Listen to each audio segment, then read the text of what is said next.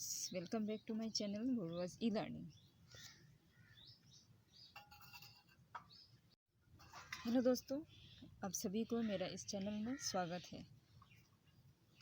आज हम आप लोगों के साथ हिंदी व्याकरण के बारे में डिस्कस करूँगा और वो टॉपिक है वाक्य, जिसे हम इंग्लिश में सेंटेंस कहते हैं। सो फ्रेंड्स, जो मेरे चैनल में नए हैं प्लीज़ मेरे चैनल को सब्सक्राइब कर दीजिए और साथ ही बेल आइकन को दबा दीजिए, चाहे इसी तरह जितने भी वीडियोस आएंगे तो सबसे पहले आप तक उसके नोटिफिकेशंस मिल जाएंगे। सो चलिए दोस्तों शुरू करते हैं। दोस्तों, हम पहले बता चुके हैं जो आज हम डिस्कस करने वाले हैं वाक्य, जिसे हम इंग्लिश में सेंटेंस कहते हैं। तो अभी हम चलते हैं वाक्य किसे कहते हैं। दोस्तों, इधर हम बताए हे गोल का पृथ्वी आकार और नीचे हम लिखे पृथ्वी का आकार गोल है। अब अगर आप इसे देखते हैं तो हे गोल का पृथ्वी आकार, इसमें कोई भी अर्थ स्पष्ट रूप से हमें नहीं समझाया गया, इसी से हम लोग को कुछ भी समझ में नहीं आ रही है। लेकिन इस वाक्य को अगर हम देखेंगे, पृथ्वी का आकार गोल है, इसके मतलब होते हैं जो पृथ्वी जो है उसका आकार क्या है, गोल है, मतलब सर्कल है। तो इसी से हम लोग स्पष्ट रूप से हम लोग समझ सकते हैं जो पृथ्वी का आकार गोल है। लेकिन इस जो ये गोला में जो बनाया हुआ है गोल का आकार का पृथ्वी आकार, इसी से हम लोग को स्पष्ट रूप से कुछ भी समझ में नहीं आ रहा है। लेकिन यहाँ पे पृथ्वी का आकार गोल है, इसे हम स्पष्ट रूप से समझ में आ रहे हैं। तो वाक्य जानने के पहले हमें शब्द, ध्वनि, वर्ण और वाक्य का पहचान होना पड़ेगा। तो एक वाक्य को संपूर्ण रूप में समझने के लिए हमें ध्वनि, वर्ण, शब्द, ये तीनों के बारे में हमें ज्ञान होना पड़ेगा। पहले ध्वनि किसे कहते हैं। ध्वनि, जिसे हम लोग इंग्लिश में साउंड कहते हैं, वर्ण, जिसे हम लोग इंग्लिश में लेटर्स कहते हैं, और शब्द हो गया वर्ड्स। तो ये वर्ड्स, शब्द जो है 2, 3, 4, 5 और या तो इससे भी ज़्यादा शब्द जोड़कर एक वाक्य बनती है। अब ये शब्द के लिए हमें वर्ण की आवश्यकता होती है और ये शब्द बनाने के लिए हमें ध्वनि की भी आवश्यकता होती है। मतलब ध्वनि हम लोग को स्पष्ट होना पड़ेगा जो हम लोग जो शब्द को बनाने जा रहे हैं। तो ये तीनों जुड़कर वाक्य बनती है। तो शब्दों के मेल से वाक्य बन सकती है। ध्वनि से वर्ण बनते हैं, वर्ण से शब्द और शब्द के समूह से वाक्य बनते हैं। तो दोस्तों, वाक्य किसे कहते हैं। अर्थ प्रकट करने वाले सार्थक शब्दों के व्यवस्थित समूह को वाक्य कहते हैं। मतलब हम जब वाक्य बनाते हैं तब हमें एक एक शब्द को इसी तरह से जोड़ना पड़ता है जो उसी से हम लोग को एक सार्थक शब्दों का व्यवस्थित समूह बने, जिसे हम लोग वाक्य कहते हैं। अभी समूह हो गया ग्रुप ऑफ वर्ड्स। ग्रुप हो गया मतलब एक से अधिक शब्दों जब एक साथ जोड़ते हैं और वो भी व्यवस्थित रूप से, मतलब एक डेफिनेट रूप से वो जोड़ते हैं, तब उसे हम लोग वाक्य कहते हैं।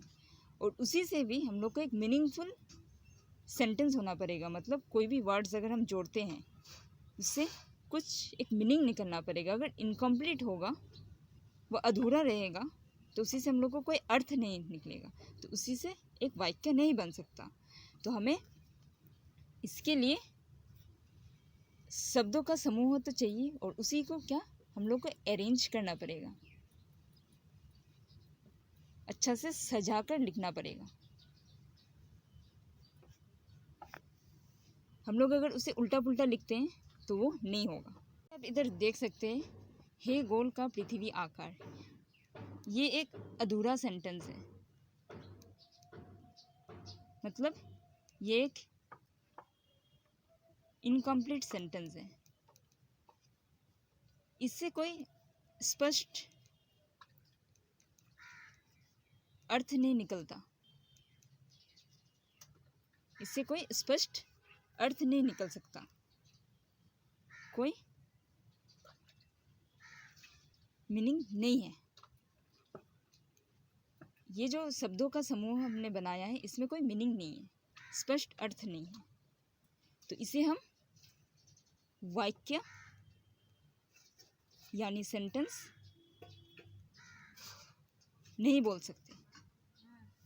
और अगर आप फिर इधर ये इस वाक्य को देखेंगे, जो पृथ्वी का आकार गोल है, का आकार गोल है मतलब पृथ्वी का आकृति जो क्या है वो गोल है, ये जो एक संपूर्ण अर्थ प्रकट करता है, इसी से अर्थ स्पष्ट रूप से प्रकट हो रहा है।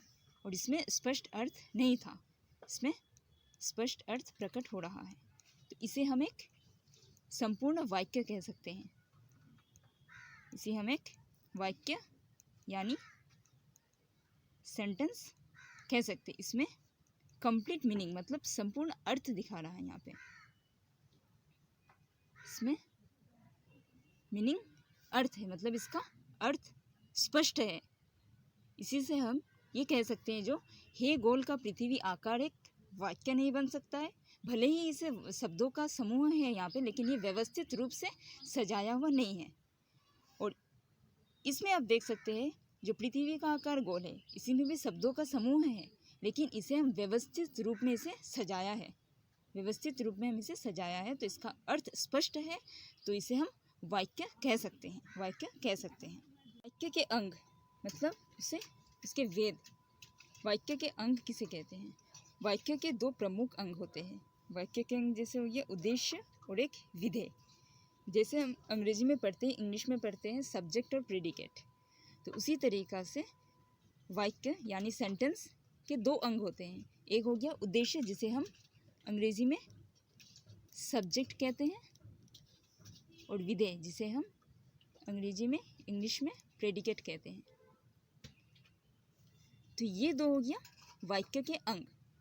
अब हम सब्जेक्ट किसे कहते हैं और विधेय किसे कहते हैं, मतलब प्रेडिकेट। उद्देश्य और प्रेडिकेट विधेय के बारे में हम डिस्कस करेंगे। तो चलिए आगे देखते हैं। उद्देश्य, वाक्य में जिसके बारे में कुछ कहा जाता है वह उद्देश्य कहलाता है। मतलब कोई भी वाक्य में जिस किसी के बारे में बोला जाता है उसे उद्देश्य कहते हैं। जैसे पिताजी बैंक जा रहे हैं, तो इधर हमने पिताजी के बारे में बोल रहे हैं, जो पिताजी क्या कर रहे हैं, पिताजी बैंक जा रहे हैं।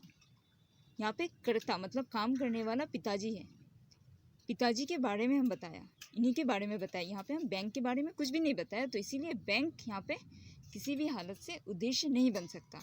यहाँ पे हम पिताजी के बारे में बोल रहे हैं, जो पिताजी क्या करने वाले हैं, पिताजी बैंक जा रहे हैं। तो ये जो पिताजी है ये हो गया उद्देश्य, जिसे हम लोग सब्जेक्ट कहते हैं, यानी उद्देश्य। तो यहाँ पे पिताजी बैंक जा रहे हैं, पिताजी हो गए उद्देश्य। तो अब चलिए हम लोग विधेय के बारे में जानते हैं। विधेय, उद्देश्य के विषय में जो कुछ कहा जाता है वह विधेय कहलाता है। जैसे पिताजी बैंक जा रहे हैं, मतलब उद्देश्य के बारे में, यहाँ पे उद्देश्य थे पिताजी, तो उद्देश्य के बारे में जो भी कुछ कहा जाएगा, मतलब पिताजी के बारे में इधर कुछ भी कहा गया है, जैसे बैंक जा रहे हैं, मतलब पिताजी कहाँ जा रहे हैं, बैंक जा रहे हैं, तो उद्देश्य के बारे में जो कुछ भी कहा जाएगा उसे विधेय कहलाते हैं। हम लोग उसे विधेय कहलाते हैं, यानी प्रेडिकेट। तो इधर पिताजी हो गए उद्देश्य और बैंक जा रहे हैं विधेय। तो इस दोनों में क्या अंतर है? उद्देश्य और विधेय में यही अंतर है, जो उद्देश्य हो जाएगा कर्ता के बारे में बताया जाएगा, मतलब जिसके संबंध में कुछ भी बात कही जा रही है उस वाक्य में। और विधेय हो गया उद्देश्य के बारे में जो कुछ भी कहा जाता है उसे विधेय कहलाते हैं। उद्देश्य के बारे में जो कुछ भी कहा जाएगा वो विधेय है। तो उम्मीद है आप सभी को वाक्य किसे कहते हैं और वाक्य के अंग अच्छी तरह से समझ आ गए होंगे। आगे नेक्स्ट वीडियो में हम वाक्य के आधारों पर उसे कैसे बांटा जाता है वो डिस्कस करेंगे। तो आज के लिए यही इतने ही तक। सो आगे हम मिलते हैं नेक्स्ट वीडियो के साथ। सो फ्रेंड्स, मेरे चैनल को सब्सक्राइब कर दीजिएगा, साथ ही बेल आइकन को प्रेस कर दीजिएगा ताकि मेरे चैनल के हर नोटिफिकेशन सबसे पहले आप तक पहुँचे। So thank you, bye bye.